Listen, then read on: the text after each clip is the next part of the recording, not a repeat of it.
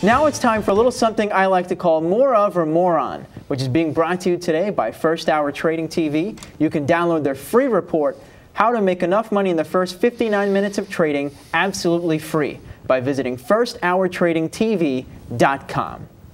And starting off today, Federal Reserve Chairman Ben Bernanke recently said that the central bank is ready to do whatever it takes to support an economic recovery that has been losing steam, but stopped short of saying if he'll need to act right now. Now, considering that Ben Bernanke has guided the economy out of the brink, Anthony Pulieri, is Ben Bernanke a more of or moron? Absolute moron. And the reason I think so is this policy is absolutely, Helicopter Ben needs to get checked in place. I mean, he should be fired, the path he's chosen. I mean, his three goals, his three responsibilities as a Federal Reserve Chairman. It has price stability, full employment, and maximum growth. He's failed at all three. The President's Economic Recovery Advisory Board recently offered up a report detailing 8 ways to fix the U.S. retirement system, including consolidating the various workplace-based savings vehicles that currently exist, the 401ks, the 403bs, the 457s, and so on and so forth, reducing the myriad maximum contribution levels to a single dollar amount, and several other suggestions.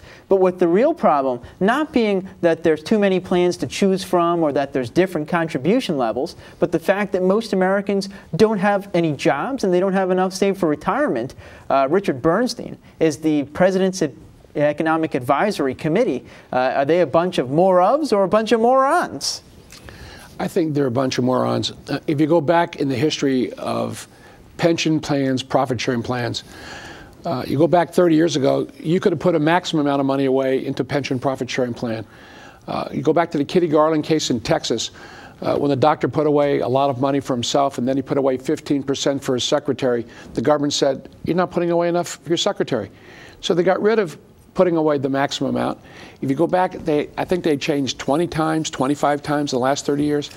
And the real purpose of getting rid of the ability for Americans to save was to take that money and put it into taxes. So they kept reducing the ability to put money into your pension and profit-sharing plan. They put more into taxes. Then they rose it a little bit.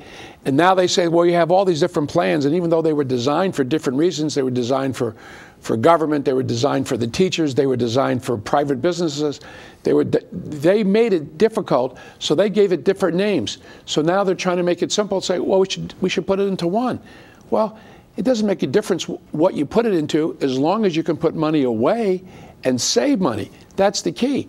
And the government has to figure out a way to incentivize people to save money, not to disincentivize. Chuck Prince and Robert Rubin were among Citigroup Inc.'s officials who knew that 2007 losses were mounting on massive mortgage assets.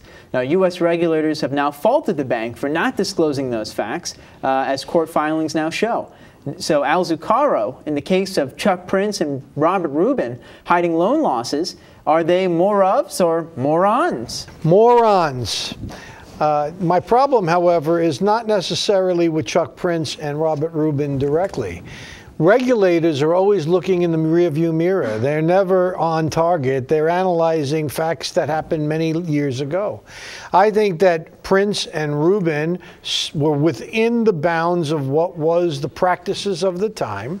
And now, 3-4 years later, we're looking back and we're second-guessing what they did. There are many ways to second-guess what these two individuals did, but you have to throw a bigger net out there.